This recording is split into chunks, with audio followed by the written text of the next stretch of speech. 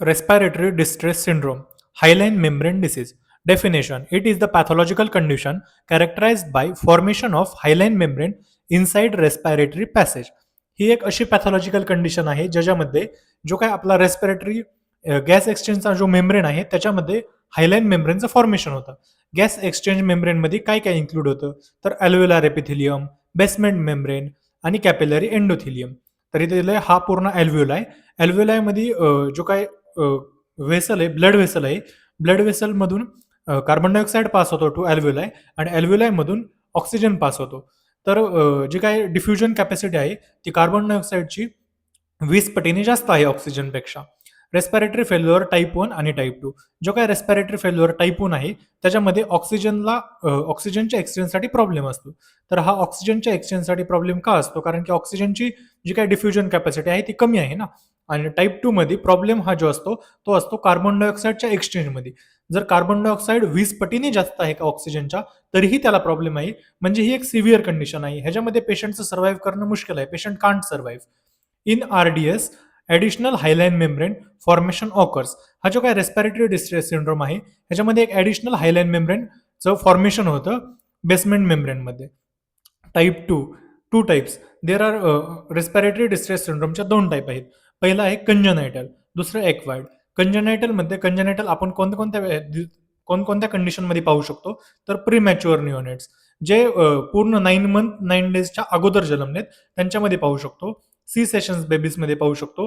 Babies of हायपॉक्सिक mother's त्यांच्यामध्ये पाहू शकतो आपण कंजनायटल. दुसरा आहे एक्वायर्ड. एक्वायर्डमध्ये 2 येतात. एक तर डायरेक्ट इंजुरी आपल्या अल्व्हेओलायला होणं किंवा इनडायरेक्ट इंजुरी. तर डायरेक्ट इंजुरीमध्ये येतं pneumonia, aspiration, toxic gas inhalation किंवा स्मोकिंग. जी काही इनडायरेक्ट इंजुरी आहे त्याच्यामध्ये येतं सेप्सिस, शॉक, ॲक्यूट पॅनक्रियाटायटिस, ट्रोमा आणि रिनल फेल्युअर. नंतर येतं कंजनायटल. कंजनायटलमध्ये येतं जी की कंजनायटल म्हणजे जन्मतः प्रेझेंट असणारं. त्याच्यामध्ये पहिलं येतं सरफेस डेफिशियन्सी. पहिलं म्हणजे हा जो काही कंजनायटल आहे हा कशामुळे कॉज होतो, तर सरफेसच्या डेफिशियन्सीमुळे हा कॉज होतो. तर सरफेस डेफिशियन्सी कशामुळे होते, तर सरफेस स्टंट जो आहे तो आपल्या प्रीनॅटल मध्ये कधी प्रोड्यूस होतो, तर तो 8 महिन्याच्या आसपास प्रोड्यूस होतो. नंतर ज्यावेळी आणि ह्याला प्रोड्यूस कोण करतं, टाइप 2 निमोसाइट्स प्रोड्यूस करतात. परंतु प्रीनेटल बर्थ झाल्यामुळे प्रॉपरली इमॅच्युअर असते ही सेल आणि त्याच्यामुळे प्रॉपरली सरफेस स्टंट प्रोड्यूस नाही करू शकत. तर सरफेस स्टंटचं काम काय असतं, तर सरफेस स्टंट हा सरफेस टेन्शन कमी करण्यासाठी उपयोगी पडतो. परंतु इथं सरफेस स्टंटचंच डेफिशियन्सी आहे किंवा खराब आहे. त्याच्यामुळे काय होतं, डेफिशियन्सी असल्यामुळे सरफेस टेन्शन वाढलेला राहतो, कमी होत नाही. त्याच्यामुळे काय होतं, अल्व्हेओलाय कोलॅप्स होतो. अल्व्हेओलाय कोलॅप्स का होतो? कारण की आतून खेचला जातो. सरफेस टेन्शन वाढलेला असतो, त्याच्यामुळे आतून खेचला जातो आणि अल्व्हेओलार कोलॅप्स होतो. अल्व्हेओलार कोलॅप्सलाच आपण ॲथलेक्टेसिस असं म्हटलं गेले. तर ही ज्यावेळी अल्व्हेओलाय कोलॅप्स होतो, अल्व्हेओलाय कोलॅप्स झाल्यामुळे काय झालं, तर व्हेंटिलेशन मिसमॅच झालं. व्हेंटिलेशन मिसमॅच म्हणजे काय? जो की ऑक्सिजन अल्व्हेओलायपासून ब्लड व्हेसलला जाणार असतो आणि ब्लड व्हेसलचा जे काही कार्बन डायऑक्साईड बाहेर येणार असतो टू अल्व्हेओलाय, हे जे बॅलन्स असतं ती डिस्टर्ब झालं. फी बाय क्यू मिसमॅच झाला. फी म्हणजे काय? व्हेंटिलेशन आणि क्यू म्हणजे काय? परफ्युजन. व्हेंटिलेशन कशाचं होतं? तर एअरचं होतं, ऑक्सिजनचं. आणि परफ्युजन म्हणजे काय आहे? तर जी काय ब्लड फ्लो असतो तिथं अल्व्हेओलायच्या शेजारी त्याला म्हटलं गेलं परफ्युजन. ह्या पूर्णाचं मिसमॅच होतं. मिसमॅच झाल्यानंतर काय होतं? हायपोक्झिमा कंडिशन येते. हायपोक्झिमा कंडिशन म्हणजे काय? त्या ठिकाणी काय होतं? ऑक्सिजन कमी होतो ब्लडमध्ये. कारण की ऑक्सिजन कमी का होतो? कारण की हे जे काही अल्व्हेओलार कोलॅप्स झालं ना, त्यामुळे तिथं ऑक्सिजन कमी होतो. ऑक्सिजन कमी झाल्यानंतर इस्चेमिक कंडिशन कॉज होते. इस्चेमिक कंडिशन कॉज होते. ती इस्चेमिक कंडिशन काय करते? पूर्ण ब्लड ते कमी भेटतं ना तिथं. तर त्यामुळे काय होतं? कॅपिलरीला डॅमेज होतं. जे काही अल्व्हेओलार आहे, अल्व्हेओलारची कॅपिलरी डॅमेज होती. अल्व्हेओलारचे जे काही एंडोथिलियम असते, ते एंडोथिलियम डिस्ट्रॉय होतात. एंडोथिलियमला इंजुरी होते आणि ह्या इंजुरीमुळे काय होतं? जे काही सेल्स असतात, एंडोथिलियल सेल्स त्याच्यामध्ये गॅप निर्माण होतो. ह्या गॅपमुळे इन्क्रीज कॅपिलरी परमेबिलिटी, हा गॅप कॅपिलरी परमेबिलिटी वाढवतो. तर कॅपिलरी परमेबिलिटी वाढल्यामुळे जो काही प्लाझ्मा प्रोटीन असतो, जो नॉर्मली व्हेसलमध्ये प्रेझेंट असतो, त्याच्यामध्ये येतं अल्बुमिन, ग्लोब्युलिन आणि फिब्रिनोजन. हे जो काही ब्लडमध्ये प्रेझेंट असतो तो हे होतो, लिकेज होतो. प्लाझ्मा प्रोटीनचं लिकेज होतं अल्व्हेओलायमध्ये. तर अल्व्हेओलायमध्ये लिकेज झाल्यानंतर काय होतं? हा जो काही फायब्रिनोजन आहे, तर फायब्रिनोजन एक फायब्रिनचा एक मेम्ब्रेन तयार करतो. फायब्रिन मेम्ब्रेन तयार झाल्यामुळे तिथं पूर्ण इन्फ्लामेशन होतं, जो काही इंजुरी होती, इंजुरीनंतर इन्फ्लामेशन प्लस नेक्रोसिस होतं, फायब्रोसिस ती झाल्यानंतर आणि ह्याच्यामुळे हायलाईन मेम्ब्रेनचं फॉर्मेशन होतं. तर ह्या हायलाईन मेम्ब्रेनच्या फॉर्मेशनमुळे रेस्पिरेटरी फेल्युलर होतो. नंतर सेकंड येतो ॲक्वायर्ड. ॲक्वायर्डमध्ये काय आहे? Due to injury to the alveoli. Acquired हा अल्व्हेओलायला इंजुरी झाल्यामुळे. पहिला जो होता कंजेनिटल हा जन्मतः होता. परंतु हा जो काही ॲक्वायर्ड आहे तो नंतर ॲक्वायर्ड केला, जन्मानंतर ॲक्वायर्ड केला. तर ह्यामध्ये काय होतं? कुठल्याही कारणामुळे अल्व्हेओलायला इंजुरी होती. अल्व्हेओलाई किंवा कॅपिलरीला इंजुरी होती. ह्या इंजुरीमुळे इन्फ्लामेशन होतं. इन्फ्लामेशनमुळे काय होतं? फायब्रिनचं डिपॉझिशन होतं आणि सेम कंजेनायटल सारखं हायलाईन मेम्ब्रेन फॉर्मेशन होतं. जे आपण एक्सप्लेन केलंय ऑलरेडी कंजेनायटलमध्ये. नंतर ह्यामध्ये येतं दोन टाईप. डायरेक्ट इयरवे डायरेक्ट असतं, ज्याच्यामध्ये इयरवे इन्व्हॉल्व्ड असतो. दुसरं येतं इनडायरेक्ट. इनडायरेक्टमध्ये काय होतं? ब्लड पॅसेज इन्व्हॉल्व असतं. म्हणजे ब्लड थ्रू कॉज होतो तिथं काहीतरी डिस्ट्रॉय होतो थोडक्यात. ब्लड थ्रू इन्फेक्शन येऊन तिथं डिस्ट्रॉय करतो. जो काय डायरेक्ट आहे, डायरेक्टमध्ये काय आहे? इयरवे इन्व्हॉल्व्ड असतो, ज्याच्यामुळे जे काय आपलं इयर, नोज, ब्रोंकिया इकडून जो काय इयर पॅसेज आहे तिकडून त्याला कॉज होतो. नंतर येतं निमोनिया. जो काही इयरवे इन्व्हॉल्व्ड असतो त्याच्यामध्ये येतं निमोनिया. निमोनिया म्हणजे काय? तर इन्फेक्शन डायरेक्टली डॅमेजेस अल्व्हेओलाई. इन्फेक्शनने डायरेक्ट डॅमेज केलं अल्व्हेओलायला. दुसरं येतं ॲस्पिरेशन डायरेक्टमध्ये. डायरेक्टमध्ये ॲस्पिरेशन किंवा वोमिट. जी काही स्टमकमध्ये आपल्या जे काही डायजेस्टिव्ह एन्झाईम्स असतात तर ती पूर्ण डायजेस्टिव्ह एन्झाईम ज्यावेळी ॲस्पिरेशन होतं त्यावेळी ही जाते इयरवेमध्ये. ह्याच्यामुळे काय होतं? केमिकल बर्न होतं अल्व्हेओलायला. नंतर येतं टॉक्सिक गॅसेस. टॉक्सिक गॅसेसमध्ये काय होतं? तर सरफेस एरिया हा लंगचा जास्त असतो. ज्यावेळी टॉक्सिक गॅसेस आपण इनहेल करतो तर टॉक्सिक गॅसेस जास्त एरिया असल्यामुळे जास्त लवकर ॲब्झॉर्ब केले जातात, ज्याच्यामुळे तिथं अल्व्हेओलाला इंजुरी होती. नंतर येतं स्मोक.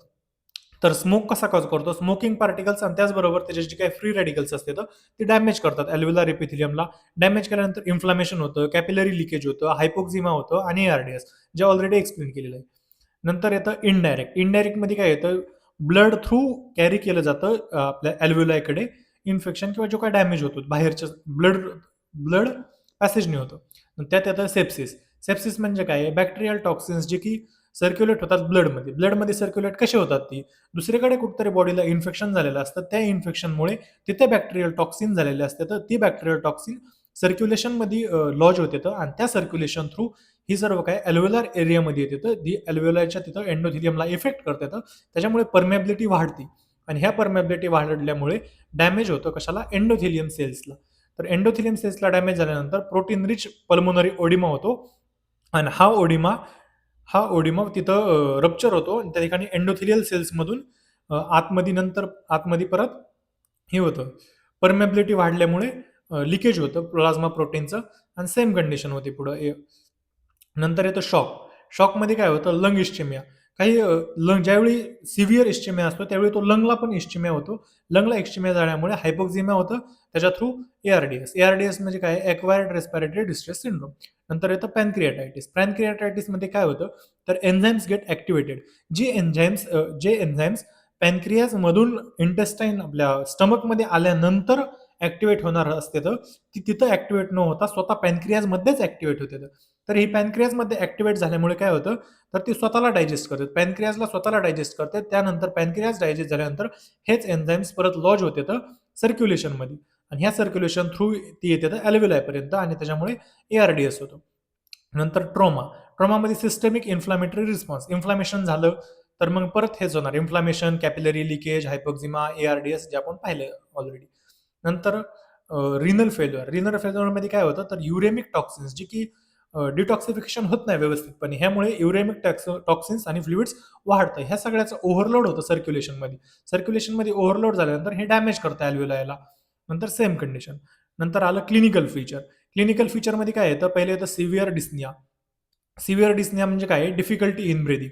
ब्रिदिंगला डिफिकल्टी होती कारण की ऑलरेडी हायलाईन मेम्ब्रेनचं फॉर्मेशन झाले आणि अल्व्हेओलायमध्ये फ्लुइड अकॉमोडेशन झाले. नंतर टॅकीकार्डिया. टॅकीकार्डियामध्ये काय होतं? ब्रिदिंगचा जो काही रेट आहे आपला वाढतो. कारण की ऑक्सिजन ऑलरेडी कमी असतो ना, ती कंपन्सेट करण्यासाठी ब्रिदिंग रेट हा वाढला जातो. नंतर येतं हायपोक्झिमा. हायपोक्झिमामध्ये काय होतं? जो काही डिफ्युजन कॅपॅसिटी आहे ऑक्सिजनची ती कमी झालेली असते. त्यामुळे हायपोक्झिमा होतो. नंतर येतं सायनोसिस. सायनोसिस म्हणजे निळसरपणा येतो. नखं किंवा नेल्स ही निळे होतात. नंतर येतं रेस्टलेसनेस दिसून येतो आपल्याला ह्याच्यामध्ये क्लिनिकल फीचर्स. नंतर येतं कॉम्प्लिकेशन्स. तर कॉम्प्लिकेशन्समध्ये काय होतं? Acute respiratory failure. हे जे हाय मॉर्टिलिटी रेट आहे. रेस्पिरेटरी फेल्युअर होतो, ज्या ठिकाणी ऑक्सिजनच्या डिफ्युजनला प्रॉब्लेम येतो. नंतर येतं पल्मोनरी हायपरटेन्शन. जे काही लंगला ऑक्सिजन कमी भेटतो, त्यामुळे तिथं लंगचं जे काही प्रेशर असतं ते वाढलं जातं. कॉर पल्मोनरी म्हणजेच right heart failure. Right heart failure का होतं? तर कारण की पल्मोनरी हायपरटेन्शन होतं. पल्मोनरी हायपरटेन्शन झाल्यानंतर ऑब्व्हियसली जर का लंगचं जे हायपरटेन्शन झालंय, प्रेशर वाढलाय, तर ह्यामुळे प्रेशर काय होतं?